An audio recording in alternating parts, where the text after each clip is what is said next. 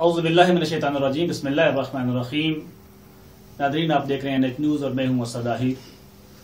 नाज़रीन, आज एक अहम इशू के ऊपर बात करना चाह रहे हैं कि पाकिस्तान के अंदर एक नासबी ने जनाब ज़हरा सलामुल्लाह अलैहा की तौहीन की और कहा कि माज़अल्लाह जनाब हज़रत ज़हरा सलामुल्लाह अलैहा फिदक के मामले में खता पर थी। आज इस प्रोग्राम में हमारे साथ हमारी मौजूद शख्सियत हुज्जतुल इस्लाम वल मुस्लिमीन मौलाना ज़हद काज़मी साहब हमारे साथ मौजूद हैं। हम इनको अपने प्रोग्राम में खुशामदीद कहते हैं और इनसे पूछना चाहेंगे कि ये जो फिदक का मामला था और जो इस खबीस इंसान ने जनाब ज़हरा सलामुल्लाह अलैहा की तौहीन की और उसके ऊपर कहा कि माज़अल्लाह हज़रत ज़हरा सलामुल्लाह अलैहा खता पर थी, तो क्या इन उलमाए अहले सुन्नत असलाफ में ये नजरिया मौजूद है या नहीं, ये इसकी अपनी ज़हनी इख्तिरा थी? सलाम अलैकुम वरहमतुल्लाह। अलैकुम अस्सलाम वरहमतुल्लाहि वबरकातुहू। मौलाना साहब, पूछना ये चाहूंगा आपसे मैं कि ये जो आसिफ जलाली ने एक गुस्ताखी की और हज़रत ज़हरा सलामुल्लाह अलैहा को माज़अल्लाह ये कहा कि जनाब ज़हरा सलामुल्लाह अलैहा फिदक के मामले में खता पर थी, तो क्या उलमाए अहले सुन्नत इसके बारे में क्या फरमाते हैं और असलाफ का इसके बारे में क्या नजरिया है? बिस्मिल्लाहिर्रहमानिर्रहीम। सबसे पहली बात तो यह है कि मैं बहुत शुक्रिया अदा करता हूँ कि आपने मुझे अपने इस प्रोग्राम में दावत की। खुदावंद मुताला आपकी तौफीकात खैर में इजाफा करे और आपको हमेशा कामयाब करे। इस मौजू में पहली बात तो यह है कि अहले सुन्नत के यहाँ दो किस्म के लोग हैं, ठीक है। यानी अक्सरियत अहले सुन्नत जो बहुत बड़ा एक गिरोह है अहले सुन्नत का, वो तकरीबन इस चीज के कायल हैं कि आयत ततहीर जो है वो शामिल है हजरत फातिमा ज़हरा सलामुल्लाह अलैहा को, और हजरत फातिमा ज़हरा सलामुल्लाह अलैहा मासूम अनिल खता नहीं है लेकिन महफूज अनिल खता है। सही। और ये मैं कहूँ कि 90% जो उलमाए अहले सुन्नत है उनकी ये नजर है कि जनाब फातिमा ज़हरा सलामुल्लाह अलैहा महफूज अनिल खता है और आयत ततहीर इनको शामिल है। लेकिन बहुत कम ऐसे उलमाए अहले सुन्नत हैं जिनका ये नजरिया है कि आयत ततहीर इनको शामिल नहीं है, और वो बहुत ही कम है। अक्सरियत का यही नजरिया है कि बीबी महफूज अनिल खता है। और आज तक हत्ता के जो जुमूद जिनके जहनों में पाया जाता है और इंतहाई सख्त जहनियत के लोग हैं अहले सुन्नत के अंदर, उन्होंने भी ये अल्फाज बीबी के लिए इस्तेमाल नहीं किए। सही। यानी उन्होंने ये कह दिया है कि मसलन वो इज्तिहाद किया और इज्तिहाद जो है वो खता पे था, इज्तिहादी जो है वो खता थी, इस हद तक कहा है बाज लोगों ने। सही। लेकिन किसी ने भी बीबी को आज तक खताकार नहीं कहा है। सही। देखिए, जिस बुजुर्गवार का हवाला देकर ये बात कर रहा था कि पीरा गोरला शरीफ का, कि उन्होंने ये फरमाया, जबकि उसके मुकाबले में उनका एक जवाब भी आता है। वो कहते हैं कि हमारा कोई ऐसा नजरिया नहीं है और हमने कोई ऐसी बात नहीं की, और पीरा गोरला शरीफ के मुरीदैन भी इस बात के खिलाफ कहते हैं कि हमारी तरफ कोई ऐसी बात नहीं है। तो फिर इसकी बात करने का ये वजह क्या बनी?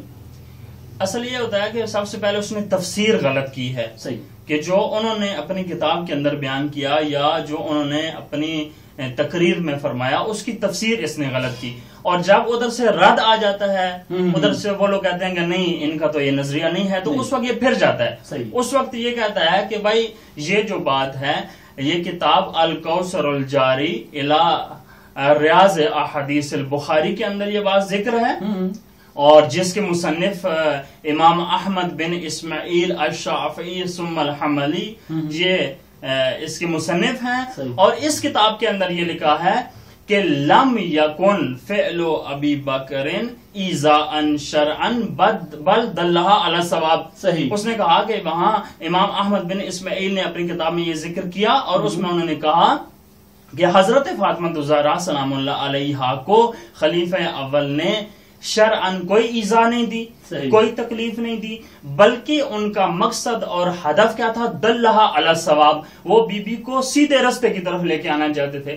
तो हम ये कहते हैं, पहली बात तो ये है कि आप ये कैसे हो सकता है कि वो शख्सियात और वो लोग और वो हस्तियां कि जिनके लिए कुरान मजीद में आयत ततहीर नाजिल हुई हो, वो आयात کہ جو آیا مبالہ بھی جس میں شامل ہے اور دیگر آیات کے جو اہل بیت کی مکمل تطہیر پہ دلالت کرتی ہیں. اور پھر آپ روایات میں آتے ہیں تو کتاب شواہد التنزیل جلد نمبر 1 صفحہ نمبر 58 اور اہل سنت کی مشہور کتاب المناقب المرتضویہ اور اہل سنت کی مشہور تفسیر در منصور جلال الدین سیوطی کی یہ تفسیر ہے کہ جس کی جلد نمبر 5 صفحہ نمبر 376 کے اوپر اس میں انہوں نے یہ لکھا ہے کہ امام سجاد علیہ السلام بھی یہ ارشاد فرما رہے ہیں نحنو الصراط المستقیم نحنو ابواب اللہ نحنو عیبت علم ہی کہ ہم سیدھا رستہ ہیں, ہم صراط مستقیم ہیں, ہم اللہ تعالیٰ کے دروازے ہیں, ہم اس کے علم کے صندوق ہیں. اور پھر مولا کائنات امیر المومنین حضرت علی ابن ابی طالب ارشاد فرما رہے ہیں انا الصراط المستقیم, میں سیدھا رستہ ہوں. تو میں یہ جواب دے رہا ہوں کہ وہ ہستیاں کہ جو خود صراط مستقیم ہوں, وہ ہستیاں کہ جو خود باب اللہ ہوں, وہ ہستیاں کہ جو اللہ تعالیٰ کے علم کے صندوق ہوں اور مظہر صفات خدا ہوں, اور وہ ہستیاں کہ جو خود ہادی اور رہنما ہوں, اور وہ ہستیاں کہ جو حلال اور حرام لوگوں کو بتانے آئے ہوں. ایسے کیسے ہو سکتا ہے کہ ان کو کوئی ایک غیر معصوم شخص وہ سیدھا راستہ دکھائے, اور غیر معصوم بھی ایسا شخص کہ جو کہہ رہا ہے کہ اے لوگوں یاد رکھنا میں غیر معصوم ہوں, جب میرے اوپر شیطان سوار ہو جائے تو اس وقت میں قابل تقلید نہیں ہوں, اس وقت میں قابل پیروی نہیں ہوں, اس وقت میری پیروی نہ کرنا, اس وقت میری تقلید نہ کرنا, اس وقت میری اصلاح کر دینا. یعنی وہ کہتے ہیں کہ اپنی زبان اقرار کر رہا ہے, خود اپنی زبان سے یہ کہہ رہا ہے کہ میں قابل اصلاح ہوں, میں قابل تقلید نہیں ہوں, میں قابل پیروی نہیں ہوں. تو کیسے ہو سکتا ہے قد دلہ علی الصواب وہ ایک معصوم شخص کو سیدھا راستہ دکھائے؟ ایسا نہیں ہو سکتا. تو اصالتاً دلیل شروع ہی سے اس کی بنیاد ہی کھوکھلی ہے. ٹھیک ہے. اور اس کے لیے آپ دیکھیں کہ وہ یہاں یہ کہتا ہے کہ جب یہ حدیث پیش کی جاتی ہے کہ نحنو معاشر الانبیاء لا نورثو ما ترکناہ صدقتاً, کہ حضرت رسول پاک ارشاد فرماتے ہیں کہ جو کچھ ہم چھوڑ کے جاتے ہیں وہ صدقہ ہوتا ہے, ہمارا کوئی وارث نہیں ہوتا. یہ حدیث پیش کرتا ہے. سب سے پہلی بات تو یہ ہے کہ وہ حدیث کہ جو قرآن کے مقابلے میں آ جائے وہ اصلاً جھوٹی حدیث ہے حضرت, اور یہ اہل سنت کا بھی یہ نظریہ ہے, اور ہمارا تو پکا یہ نظریہ ہے کہ امام جعفر صادق علیہ السلام نے بھی ارشاد فرمایا, امام باقر علیہ السلام بھی ارشاد فرماتے ہیں کہ وہ حدیث یا وہ ہماری طرف منسوب بات کی جو قرآن سے ٹکرا رہی ہو وہ جھوٹی ہے, اس کو دیوار پہ دے مارو. یہ امام علیہ السلام نے خود ارشاد فرمایا. تو قرآن تو یہ کہہ رہا ہے کہ وہ وارثہ سلیمان داؤد, کہ سلیمان جو ہے وہ داؤد کے وارث بن رہے ہیں. اور حضرت زکریا خود ارشاد فرما رہے ہیں کہ جب اپنے بیٹے کو مانگ رہے تھے اللہ تعالیٰ سے, کہا کہ اے اللہ مجھے ایک ایسا فرزند عطا فرما کہ جو میرا بھی وارث ہو اور آل یعقوب کا بھی وارث ہو. تو آپ دیکھیں کہ انبیاء, اس کا مطلب ہے قرآن مجید کی نظر میں تو انبیاء وارث بناتے ہیں. اور جہاں کیا پیش کیا جا رہا ہے کہ نحن معاشر الانبیاء لا نورثو, کہ ہم گروہ انبیاء جو ہے وارث نہیں بناتے بلکہ جو کو چھوڑ کے جاتے ہیں وہ صدقہ ہے. تو اہل سنت کے اندر ہی ایک عالم دین ہے صاحب مبسوط, جن کو شمس الائمہ کہا جاتا ہے. بہت بڑے ایک مصنف ہیں اور بہت بڑی ان کی قدر ہے علماء اہل سنت کی نگاہ میں. انہوں نے کہا کہ یہ حدیث جو ہے اس کا یہ مطلب نہیں ہے کہ جو نکالا جاتا ہے. کہتے ہیں کہ یہ جو حدیث پیش کی گئی, اور پھر بی بی نے اس کے مقابلے میں قرآن مجید کی آیات بھی بی بی لے کے آئیں کہ اے ابی قحافہ تم جو ہے اپنے بابا کے اور اپنے جو ہے وہ باپ کے وارث بن سکتے ہو اور میں وارث نہیں بن سکتی. تو انہوں نے اس حدیث کو رد کیا ہے. انہوں نے کہا اس حدیث کا یہ مطلب ہے کہ وہ چیزیں ہم انبیاء, وہ چیزیں کہ جو ہم بطور صدقہ دے کے جاتے ہیں چھوڑ کے جاتے ہیں ان میں ہمارا وارث نہیں ہے. یہ تو عام سی بات ہے, یہ تو واضح سی بات ہے. ہر بندہ یہ کرتا ہے کہ جو مثلا میں ابھی ہوں, میں جو چیز بطور صدقہ کسی کو دے دوں گا اس میں تو لازمی میرا نہیں ہے, وہ تو میرا ہی نہیں ہے, وہ میرا نہیں ہے, میں نے صدقہ کر دیا. یہ تو ایسا ہی ہے, یہ تو ایسے ہی ہے گویا کہ میں نے وقف کر دی چیز. میں نے ایک فرض کریں ایک جگہ وقف کر دی مسجد کے لیے, میں نے ایک جگہ وقف کر دی سڑک بنانے کے لیے, یا میں نے ایک جگہ وقف کر دی کسی اور کار عامہ کے لیے, تو اس میں یقیناً میرا وارث نہیں ہوگا. تو صاحب مبسوط جو جن کو شمس الائمہ کہا جاتا ہے, انہوں نے بڑی بہترین اس کی تفسیر کی ہے، انہوں نے کہا کہ یہ حدیث اصلاً وراثت کو بیان نہیں کر رہی، صحیح، بلکہ اس حدیث کے اندر یہ کہا جا رہا ہے کہ ہم گروہ انبیاء وہ چیز کہ جو صدقہ چھوڑ کے جائیں اس میں ہمارا وارث نہیں ہے، صحیح، لیکن اس کو بطور دلیل لے کے آیا جاتا ہے بی بی کے مقابلے میں، اصلاً یہ بات غلط ہے اور اس کی کوئی بنیاد ہی نہیں ہے، اور خود اہل سنت کی کتب اس سے بھری ہوئی ہیں۔ جبکہ قبلہ قادری صاحب اس سے پہلے ہم یہ دیکھتے ہیں کہ انہی اصحاب کے سلسلے کو اگر دیکھ کے لے آئیں تو کتنی دفعہ یہ فدق واپس کیا گیا، کس دور میں واپس کیا گیا، اس کے بارے میں آپ کیا فرمائیں گے؟ لیکن سب سے پہلے بات تو یہ ہے کہ 3 دفعہ جو ہے باغ فتح کو واپس کر دیا جاتا ہے۔ سب سے پہلے جو ہے حضرت ابوبکر کے دور میں، خلیفہ اول کے دور میں یہ لے لیا جاتا ہے بی بی سے، اس کے بعد 3 دفعہ واپس کر دیا جاتا ہے۔ تو میں ساری چیزوں کو، ساری تاریخ کو میں بیان نہیں کرتا ہوں، فقط ایک مہم ترین نقطے کو آپ کی طرف لے کے آنا چاہتا ہوں، چونکہ ابھی دور حاضر میں حضرت عمر بن عبدالعزیز کی شخصیت جو ہے ان کو بڑا جو ہے ایک خاص مقام جو ہے دیا گیا ہے، اور واقعا ہے بھی، ہمارے نزدیک بھی وہ قابل احترام ہے اہل تشیع کے یہاں بھی، چونکہ انہوں نے چند ایسے اچھے کام کیے ہیں کہ جو واقعا انہیں کرنے چاہیے تھے، اور اس سے پہلے تمام خلفاء کو بھی یہ کام کرنے چاہیے تھے کہ 83 سال تک یا کم و بیش عرصہ ہو سکتا ہے 85 ہو یا اس سے کم ہو، تو اتنے بڑے عرصے تک حضرت امیر المومنین مولا کائنات پر لعن و طعن کا سلسلہ جاری تھا، اس کو حضرت عمر بن عبدالعزیز نے آگے ختم کرایا، پہلا سب سے بنی امیہ کی طرف سے پہلا سب سے اچھا کام جو ان کا تھا۔ صحیح، یہ کس دور میں شروع ہوتا ہے؟ یہ خود امیر شام کے دور میں اس کو شروع کیا گیا ہے، حضرت امیر المومنین کے اوپر لعن و طعن کو یہ شروع کیا گیا۔ دوسرا بڑا کام جو حضرت عمر بن عبدالعزیز نے کیا وہ یہ تھا کہ باغ فدق کو سادات کو واپس کر دیا، اور کہا کہ یہ ہمارا مال نہیں ہے، یہ سادات کا ہے، آل سادات کا ہے اور آل فاطمہ کا ہے، لہذا یہ فاطمہ کی اولاد کو واپس کر دینا چاہیے۔ تو یہاں آپ دیکھیں کہ آپ کے نزدیک، دیکھیں ہمارے نزدیک تو 12 امام ہمارے، وہی ہمارے وہی رہنما ہیں، وہی ہمارے امام ہیں، وہی ہمارے جو ہے وہ خلیفۃ رسول اللہ ہے ہمارے نزدیک، اور رسول پاک نے اس کے بارے میں اہل سنت کی کتب میں یہ بات موجود ہے کہ وہ 12 امام ہمارے لیے قابل پیروی ہیں۔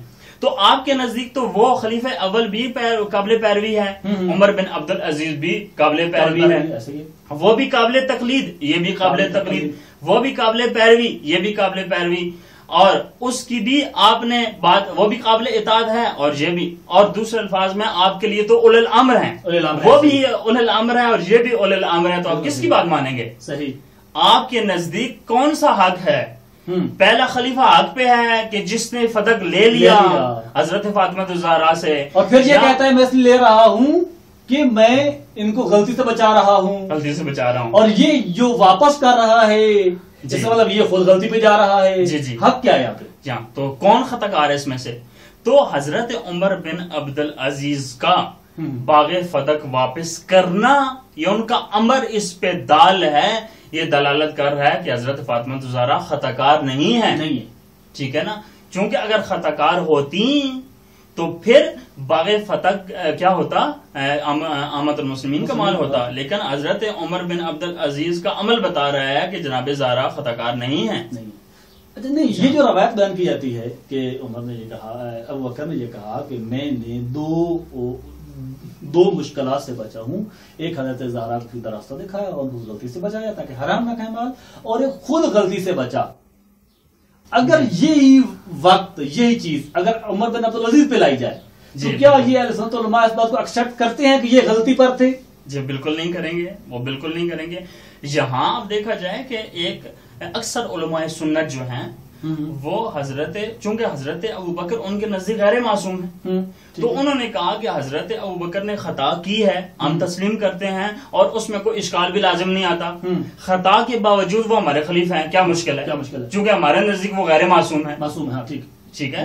جب انہوں نے مسئلہ حل ہو گیا تو آپ بھی آسان سی بات ہے کہ آپ ایک ایسے بندے کے لیے، ایک ایسے بندے کا دفاع کر رہے ہو کہ جو خود کہہ رہا ہے کہ میں قابل اصلاح ہوں، تو کیا ضرورت ہے کہ ایک غیر معصوم بندے کے دفاع میں ایک ایسی معصوم شخصیت کی جن کی عصمت منصوص من اللہ ہے اس کے اوپر تم اشکال کر رہے ہو اور وہاں قابل ان کو تنقید کرا دے رہے ہو؟ یہ بات جو ہے انتہائی مہم ہے، اور اس کو وہاں جو ہے اس کے اوپر اسے وہاں شروع ہی سے دقت کرنی چاہیے تھی کہ میں کیا کہہ رہا ہوں، لیکن اس نے دقت نہیں کی۔ ایک سوال یہاں پہ موضوع سے ہٹ کے کرنا چاہ رہا ہوں جی، جس طرح آپ نے فرمایا کہ یعنی 85 سال یا 83 سال یا 90 سال کے درمیان جو عرصہ بنتا ہے، یہ امیر المومنین علی ابن ابی طالب پہ لعن طعن کی گئی، اور عمر بن عبدالعزیز نے آ کر اس کو روکا اور رکوایا۔ آج کل ہمارے معاشرے کے اندر، خصوص پاکستان کے اندر، یہ ایک فضا بنی ہوئی ہے کہ توہین صحابہ، توہین صحابہ، توہین صحابہ۔ تو یہ کیا اس کو جو علی ابن ابی طالب کی توہین کی جاتی تھی، اس کو بھی توہین صحابہ کے زمان میں لے کے آتے ہیں یا لے کے نہیں آتے؟ اگر لے کے آتے ہیں تو اس کے بارے میں ان کا نظریہ کیا ہے؟ دیکھیں، سب سے پہلی بات تو یہ ہے کہ یہاں جو ہے یہ عقیدت کی بات ہے کہ آپ اگر کسی ایک شخصیت کو جو ہے وہ قابل احترام سمجھتے ہیں، آپ ان سے عقیدت رکھتے ہیں، آپ ان کا احترام کرتے ہیں، اور اس میں شک نہیں ہے کہ آپ کا احترام جو ہے حقیقت میں قول اللہ اور قول رسول کے مطابق ہونا چاہیے۔ کیا آپ یہ دیکھیں کہ حضرت رسول اللہ نے کس کا احترام کیا تاکہ میں اس کا احترام کروں؟ حضرت جبرائیل نے قرآن مجید کے اندر وحی کی صورت میں کس کے بارے میں کہا کہ احترام کرو تاکہ میں اس کا احترام کروں؟ تو یہ جو شخصیات ہیں جن کے بارے میں آیہ مبالغہ نازل ہو رہی ہے، آیہ تطہین نازل ہو رہی ہے، یا دیگر آیات جن کی پوری صورت نازل ہو رہی ہے، اور جن کی محبت جو ہے اور جن کی مودت کو لازم اور جزو ایمان قرار دیا گیا ہے، کہ جن کے بغیر نہ نماز قبول ہے، نہ روزہ قبول ہے، نہ حج قبول ہے، نہ زکوٰۃ قبول ہے، حتیٰ کہ کوئی عمل بھی ہمارا ان کی محبت کے بغیر قبول نہیں ہے۔ کہ اگر اہل بیت سے اگر کوئی انسان بغض رکھتا ہے یا ان کو گالی دیتا ہے یا ان سے نفرت کرتا ہے، تو یہ تو واضح سی بات ہے کہ وہ قرآن کی مخالفت کی جا رہی ہے اور رسول پاک کی احادیث کی مخالفت کی جا رہی ہے اگر وہ مخالف ہے۔ تو یہاں جو افراز حضرت امیر المؤمنین کو میں کہتا ہوں کہ وہ نہ سمجھیں اہل بیت میں سے، صحابی سمجھ لیں۔ اگر وہ صحابی سمجھتے ہیں تو ان کے اوپر وہ جو بھی بندہ ایک دفعہ لعن طعن کرے گا، ایک دفعہ تو یقیناً اس نے توہین صحابہ کی اس نے توہین کی ہے۔ اور جب 83 سال تک حضرت امیر المؤمنین پر لعن ہوتا رہا، یہ توہین سے بھی ایک میں کہتا ہوں اس سے آگے بات ہے، ایسا ہی ٹھیک ہے نا۔ تو وہاں وہ افراد کی جو کرتے رہے ہیں تو کیا انہوں نے صحابہ کی توہین نہیں کی؟